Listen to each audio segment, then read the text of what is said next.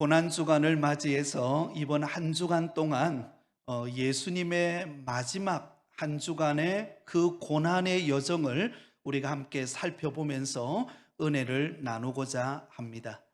오늘 우리가 읽은 본문의 말씀은 예수님께서 성전을 정결케 하신 사건의 본문입니다. 나귀를 타시고 예루살렘에 입성하신 예수님께서 성전에 들어가시게 되었습니다. 그런데 이게 웬일입니까? 성전 안에서 온갖 매매하는 상인들과 그것을 사기 위해 지나가는 순례객들로 성전 안이 너무너무 어수선한 것입니다. 그러자 갑자기 예수님께서 성전 안에서 매매하는 자들을 내쫓으시기 시작하셨습니다. 돈 바꾸는 자의 상을 엎으시고 비둘기 파는 자의 의자를 둘러 엎으셨습니다. 여러분, 우리가 그동안 알고 있는 예수님은 어떤 분이십니까? 너무나 인자하고 사랑이 많으신 분이셨습니다. 죄 없는 자에게 없는 자가 돌을 던지라고 말할 만큼 예수님은 너그러우셨고 인자하셨습니다. 그런데 갑자기 예수님께서 마치 돌변하신 것처럼 매매하는 이들의 물건을 엎으시고 그곳에 있는 상인들과 사람들을 내쫓으시게 되셨습니다. 그리고는 이렇게 단호하게 말씀하셨습니다. 17절입니다. 이에 가르쳐 이르시되 기록된 바 내 집은 만민이 기도하는 집이라 칭함을 받으리라고 하지 아니하였느냐. 너희는 강도의 소굴을 만들었도다 하시매. 여러분, 이 말씀은 이사야서 56장 7절 말씀을 인용한 말씀입니다. 내 집은 만민이 기도하는 집인데 어떻게 해서 이 하나님의 거룩한 성전을 강도의 소굴로 만들었느냐고 책망하셨습니다. 그러자 이렇게 행하신 예수님의 소식을 들었던 대제사장들과 서기관들은 회개하고 돌이키는 것이 아니라 도리어 예수님을 어떻게 죽일까 의견을 모았다라는 것이죠. 그들의 완고한 태도를 우리에게 보여주고 있습니다. 오늘 이 새벽에 함께 살펴보고 은혜를 나누기를 원하는 것은 예수님께서 과연 무슨 이유 때문에 성전에 들어가시자마자 마치 기다렸다는 듯이 이런 행동을 취하셨을까라는 질문입니다. 우리가 먼저 이 본문을 이해하기 위해서는 그 당시 역사적인 상황을 이해해야 합니다. 예수님은 충동적으로 이런 일을 행하신 것이 아닙니다. 사람들로부터 시선을 한 몸에 받기 위하여 예수님께서는 이런 일을 행하신 것도 아닙니다. 성전 청결 사건을 행하신 분명한 의도가 있으셨습니다.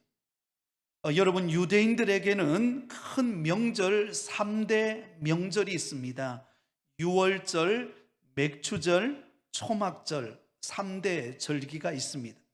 그런데 그 가운데 유대인들의 최고의 명절은 유월절입니다. 당시 예수님께서 예루살렘에 들어가실 때도 바로 이 유대인의 최대 명절인 유월절을 앞둔 상황이었습니다. 이때 성전이 있는 예루살렘에는 국내를 불문하고 해외에서도 많은 사람들이 몰려와서 이 유월절 절기를 지키기 위해 인산인해를 이루고 있었습니다. 역사가들에 따르면 적어도 300만 명 정도가 아마 모였을 것이다, 이렇게 추정을 하고 있습니다. 어마어마한 숫자가 예루살렘에 모이게 된 것이죠. 그런데 이 많은 사람들이 예루살렘 성전에 들어올 때는 빈손으로 나오지 않습니다. 반드시 하나님 앞에 절기를 지키고 제사를 드리기 위해서는 제물을 가지고 하나님 앞에 나옵니다. 범죄한 우리 인간이 하나님 앞에 나아가서 죄 용서함을 받는, 불완전하지만 죄 용서함을 받는 조건으로 제물을 가지고 와서 하나님 앞에 나아가게 되어 있습니다. 이렇게 유월절을 지키기 위해 나아왔던 그 수많은 사람들이 소와 양과 비둘기를 가지고 하나님 앞에 나오게 된 것이죠. 소와 양의 숫자만 하더라도 약 30만에서 40만 정도가 될 만큼 엄청난 재물을 가지고 하나님 앞에 나오는 절기였습니다. 근데 문제는 예루살렘 가까이 사는 사람들은 재물을 집에서 가져올 수 있기 때문에 큰 문제가 되지를 않습니다만은, 먼 지역에서, 외국에서 오는 사람들은 어떻게 재물을 끌고 올 수 있겠습니까? 여러분, 재물을 끌고 오다가 소나 양이 흠집이 생기거나 병이 들면 하나님 앞에 제물로 드릴 수가 없는 것입니다. 번거롭죠. 그래서 이런 번거로움을 편리하게 봐주기 위해서 제물을 성전 안에 있는 이방인의 뜰에서 그 제물을 사서 하나님 앞에 드릴 수 있도록 허용을 하게 되었습니다. 각자의 형편에 따라서 돈 있는 사람은, 좀 부유한 사람들은 소나 양을 사서 제사를 드리게 되었고, 가난한 사람들은 소와 양을 살 정도가 되지 않으니까 비둘기를 사서 하나님 앞에 제물을 드리게 만들었습니다. 그런데 여러분, 여기서 심각한 문제가 발생하게 됩니다. 당시 이러한 좋은 취지를 가지고 하나님 앞에 제물을 드리려고 하는 의도가 있었지만, 그러나 그 취지는 어느 순간 사라져 버리고, 자신의 이권과 돈벌이를 하는 사람들이 이런 좋은 취지를 악용해서 적어도 10배 이상의 폭리를 취하는 강도짓을 서슴지 않는 일이 바로 그 성전 안에서 이루어지게 되었다는 것입니다. 어떻게 이 일이 가능했을까요? 바로 상인들과 상인들이 제사장들을 매수했기 때문입니다. 폭리를 취하기 위하여 제사장들을 돈으로 사서 그들과 의기투합을 해서 이 제물을 팔게 되었던 것이죠. 당시 사람들이 하나님 앞에 드리는 제물은 흠없는 제물이어야만 했습니다. 그래서 제사를 드릴 때 반드시 먼저 제사장이 그 제물이 소나 양이나 비둘기가 흠이 있는지 없는가를 먼저 살펴보고, 흠이 없으면 도장을 찍어 주어서 흠없는 제물을 하나님 앞에 드리게 했던 것이죠. 그런데 외부에서 가져오는 제물의 경우에는 어떤 구실을 대더라도 흠이 있다라고 이야기를 하고 퇴짜를 놔버린 것입니다. 이방인의 뜰에서 제공되는 제물이 아닌 제물에 대해서는 그렇게 허점을 파헤쳤던 것이죠. 그러나 이방인의 뜰에서 제공되는 살 수 있는 그 제물에 대해서, 소나 양이나 비둘기에 대해서는 혹 흠이 있다 할지라도 눈 감고 도장을 찍어서 하나님 앞에 제물을 드리게 만들었던 것입니다. 그러면서 폭리를 취했던 것입니다. 결국 가난한 자도 제물을 드릴 수 있도록 배려했던 그 비둘기를 사려면은요, 적어도 10배 이상의 가격을 주고 그 제물을, 비둘기를 사지 않으면 하나님 앞에 제사를 드릴 수 없는 이런 상황이 되어버린 것입니다. 또한 여러분, 이뿐만이 아니었습니다. 제사장들은 순례객들에게 하나님 앞에 성전세라고 하는 성전세를 받았습니다. 반세겔의 성전세를 받게 되었습니다. 근데 여러분, 멀리서, 외국에서 오는 사람들은 이 성전세, 유대인들이 사용하고 있는 성전세를 가지고 있지를 않았습니다. 왜냐하면 대부분이 로마의 화폐를 사용하고 있었기 때문입니다. 로마의 화폐에는 황제의 그 얼굴이 그려져 있는데, 이 돈으로 하나님 앞에 드리는 것은 불결하다, 그렇게 이야기해서 그 돈을 들이지 못하고 반드시 성전에 들어올 때는 성전세, 유대인들이 사용하는 성전세를 바꾸어서 반세겔로 드려야만 했습니다. 그런데 이 환전할 때 어떤 일이 벌어졌는가? 환전할 때 어마어마한 차액을 남기게 되었다는 것입니다. 그러니까 반세겔이 아닌 거예요.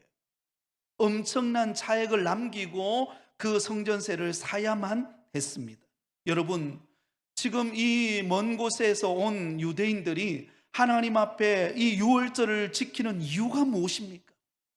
그것은 하나님을 예배하고 자신의 죄를 회개하고 회복하기 위하여 지금 이 절기를 지키기 위하여 그 먼 거리를 마다하지 않고 와서 하나님 앞에 제물을 드려 예배를 드리고 은혜를 받는 일인 것입니다. 그런데 이런 순수한 믿음을 이용해서 자신의 이권과 명예와 부귀를 가로채려고 하는 상인들과 이 제사장들의 모습을 알고 계셨던 예수님께서 성전에 들어오시자마자 가만히 있을 수가 없는 것입니다. 폭리를 취하고 마치 강도짓을 하고 있는 이들의 악한 행위를 그대로 내버려 둘 수가 없었던 것입니다. 그래서 예수님은 그렇게 인자하시고 그렇게 부드러우시고 그렇게 용납이 하는 마음이 넉넉하셨던 예수님께서 그는 의로운 분노를 내시면서 성전 안에서 매매하는 그 모든 상인들이 가지고 있는 매매하는 상을 뒤엎어버리고 그곳에 있는 사람들을 내쫓게 되었던 것입니다. 여러분, 성전은 예배를 이용하여 자신의 이권과 명예와 폭리를 취하는 곳이 아닙니다. 성전은 하나님을 만나는 곳입니다. 할렐루야. 성전은 하나님의 임재를 경험하는 곳입니다. 죄인된 우리 인간이 하나님 앞에 나와서 나의 죄와 허물을 대신하여 십자가에 못 박히신 예수 그리스도의 그 구속의 은혜를 생각하면서 주님 앞에 내 죄인됨을 고백하고 그분의 은혜를 감사하며 섬기는 곳, 그곳이 바로 성전이요 교회인 줄 믿습니다. 그런데 어떻게 그 교회 안에, 성전 안에 이런 폭리를 취하고 이런 하나님이 기뻐하지 않는 이권과 명예와 그런 자신의 야욕을 채우려고 하는 이런 행위를 교회 안에서 행할 수가 있는 것입니까? 하나님은 견딜 수 없었던 것입니다. 주님께서는. 그래서 상을 뒤엎어 버린 것입니다. 사복음서에 보면 예수님께서 성전을 청결하게 하신 사건은 2번 등장합니다. 예수님의 공생의 초기에 한번 이미 성전을 정결케 하셨습니다. 요한복음 2장에 보면 예수님께서는 노끈으로 채찍을 만드셔서 돈 바꾸는 자들, 비둘기 파는 자들의 사람들의 상을 엎으시고 내쫓으신 일이 있었습니다. 그런데 이제 마지막 예수님께서 고난받으시고 십자가의 죽음을 앞두신 바로 그 마지막 고난주간 한 주간 그 첫날에 예수님께는 다시 한 번 더 그 성전 안에서 매매하는 이 하나님 앞에 거룩한 예배자로 나와야 될 그곳이 더럽혀져 있는 것을 보면서 안타까워 여기시고 그 성전을 정결케 하시고 계십니다. 여러분, 오늘도 성경은 우리의 몸이 성전이라고 말합니다. 고린도전서 6장 19절 20절에 너희 몸은 너희가 하나님께로부터 받은 바 너희 가운데 계신 성령의 전인 줄을 알지 못하느냐. 너희는 너희의 것이 아니라 값으로 산 것이 되었으니 그런즉 너희 몸으로 하나님께 영광을 돌리라. 사랑하는 성도 여러분, 저와 여러분의 몸이 곧 성전인 줄 믿습니다. 그러면 여러분, 우리의 몸이 깨끗해야 합니다. 우리의 마음과 우리의 생각과 우리의 몸이 정결함으로 하나님 앞에 영광 돌리는 거룩한 성전 되시기를 예수님의 이름으로 축원드립니다. 그런데 우리의 모습 속에서 오늘 본문에 등장하고 있는 이 매매하는 자들과 돈 바꾸는 자들처럼 우리의 가운데 세상적인 정욕과 안목의 정욕과 이생의 자랑으로 채워져 있다면, 우리의 마음이 더럽혀져 있다면 어떻게 그런 우리의 몸으로 하나님을 기쁘시게 하실 수 있겠습니까? 여러분, 우리가 하나님이 기뻐하는가 아니면 내 정욕과 야욕을 쫓아 행하는가, 그것을 알 수 있는 방법이 있습니다. 그것이 무엇인가 하면 요즘 나 자신이 가장 관심을 가지고 있는 것이 무엇인가를 살펴보면 알 수가 있습니다. 여러분, 어떻게 하면 하나님께 영광을 돌리며 섬길 것인가를 생각하고 있습니까? 그 마음은 주님이 기뻐하시는 마음입니다. 아니면 어떻게 하면 나의 욕망을 채울 것인가, 여기에 관심이 있다면 그것은 우리의 마음이 세속으로 더럽혀져 있다는 것이죠. 쉽게 말해서 요즘 내가 가장 염려하고 고민하는 것이 무엇인가를 살펴보면 알 수가 있습니다. 내가 고민하는 것, 내가 염려하는 것은 내 삶의 우선순위를 보여주는 것입니다. 여러분, 요즘에 무엇을 염려하고 계십니까? 무엇 때문에 여러분 답답해하고 힘들어하고 계십니까? 그것을 한번 살펴보면 지금 내 마음이 어떤 마음인가를 우리는 알 수 있습니다. 그러므로 예수님의 십자가 앞에 우리의 마음을 내어놓고 우리의 생각과 우리의 마음 속에 정말로 주님이 보실 때에 정결하지 않는 그런 내 욕심, 내 야망, 내 고집, 이런 마음들이 있다면 오늘 이 새벽에 주의 거룩하신 보혈로 정결함을 입는 귀한 시간이 되시기를 예수님의 이름으로 축원드립니다. 자, 그렇다면 성전된 우리 몸은 우리가 해야 할 것은 무엇입니까? 우리 다 함께 17절을 같이 읽겠습니다. 자, 성전된 우리 몸, 정말로 우리 마음이 깨끗함으로 주님 앞에 나와서 우리가 하나님 앞에 해야 될 일이 무엇입니까? 17절입니다. 우리 같이 읽겠습니다. 시작. 이에 가르쳐 이르시되 기록된 바 내 집은 만민이 기도하는 집이라 칭함을 받으리라 하지 아니하였느냐? 너희는 강도의 소굴을 만들었도다 하시매. 여기 보면 기록된 바 내 집은 만민이 기도하는 집이라 칭함을 받으리라. 할렐루야. 여러분, 이 말씀은 이사야서 56장 7절 말씀을 인용한 말씀입니다. 이사야서 56장 7절에 이렇게 기록하고 있습니다. 내가 곧 그들을 나의 성산으로 인도하여 기도하는 내 집에서 그들을 기쁘게 할 것이며 그들의 번제와 희생을 나의 제단에서 기꺼이 받게 되리니 이는 내 집은 만민이 기도하는 집이라 일컬음이 될 것이니라. 여러분, 하나님께서 우리를 하나님의 성산으로 인도하신다는 거예요. 그러므로 기도하는 내 집에 들어오는 자를 하나님은 기뻐하십니다. 할렐루야. 여러분, 오늘 이 새벽에 주 앞에 나와서 이 고난주간 첫날 이 새벽에 기도하며 하나님의 은혜를 구하는 여러분들을 하나님은 기뻐하실 줄 믿습니다. 그들의 번제와 희생을 나의 제단에서 기꺼이 받게 되리니 이는 내 집은 만민이 기도하는 집이라 일컬음이 될 것입니다. 그럼 여러분, 성전은 어떤 곳입니까? 만민이 기도하는 집입니다. 하나님을 만나는 곳이에요. 오늘 이 새벽에 우리는 우리를 살리신, 우리를 구원하시기 위하여 친히 고난받으시고 십자가에 못 박히신 예수 그리스도를 만나는 줄 믿습니다. 여러분, 이 만남은 세상의 그 어떤 만남과 비교할 수 없는 만남입니다.